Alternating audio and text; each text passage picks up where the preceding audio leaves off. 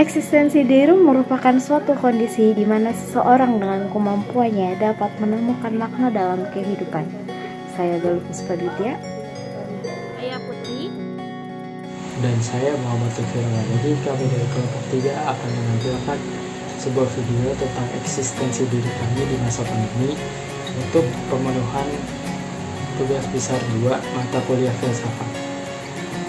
Sudah 2 tahun dari masa pandemi terjadi, ini sangat mempengaruhi mobilitas masyarakat dalam negeri ataupun luar negeri, karena pemerintah menerapkan berbagai cara untuk mencegah penularan COVID-19 terjadi, seperti lockdown, social distancing, dan WFH. Karena manusia tidak bisa saling bertemu, berkomunikasi, dan bertatap muka, lalu apakah eksistensi diri manusia dapat dihentikan di masa pandemi ini? Dan bagaimana cara kami sebagai mahasiswa dan karyawan bereksistensi selama pandemi?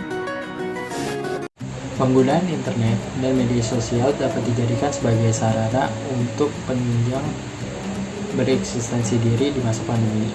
Semenjak pembatasan kegiatan dari pemerintah yang menyuruhkan segalanya dilakukan secara online, selain itu para pengguna di media sosial akan menjadi salah satu faktor eksistensi para penggunanya.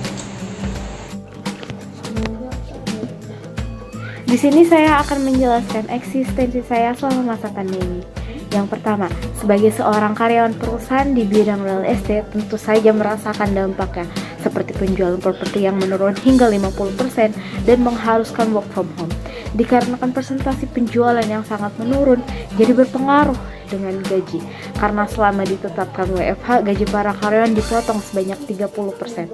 Saya melakukan berbagai cara untuk tetap bertahan di masa pandemi ini dengan cara berjualan online. Eksistensi saya semasa masa pandemi, saya merupakan karyawan di sebuah toko roti, di mana yang tadinya kita harus menggunakan hand glove untuk beberapa produk, kini diganti dengan penggunaan satu hand glove untuk satu produk, dan penggunaan masker ganda, serta penggunaan harnet yang diganti selama 4 jam sekali selama dalam shift. Eksistensi diri sebagai mahasiswa di mana pembelajaran dan pemberian materi dilakukan secara online. Dampak dari akibat pembelajaran online tersebut, banyak materi yang tidak tersampaikan dengan baik dan tidak terserap dengan baik. Eksistensi saya selama masa pandemi, pada awal tahun 2020 saya menjadi seorang karyawan di salah satu perusahaan di bidang keuangan. Namun tidak bertahan cukup lama karena pandemi juga mempengaruhi pendapatan perusahaan, sehingga beberapa karyawan terpaksa diberhentikan, termasuk saya. Setelah itu saya mencoba meneruskan bisnis orang tua saya yang sebelumnya sempat terhambat, dan sampai saat ini saya masih membantu meneruskan bisnis orang tua saya untuk bertahan hidup.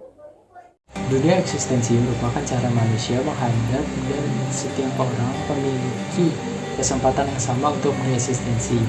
Oleh karena itu, kita harus selalu berupaya untuk bereksistensi karena sejatinya kebijakan pemerintah membatasi kegiatan masyarakat diberlakukan untuk menghambat penyebaran virus COVID-19, bukan eksistensi masyarakatnya.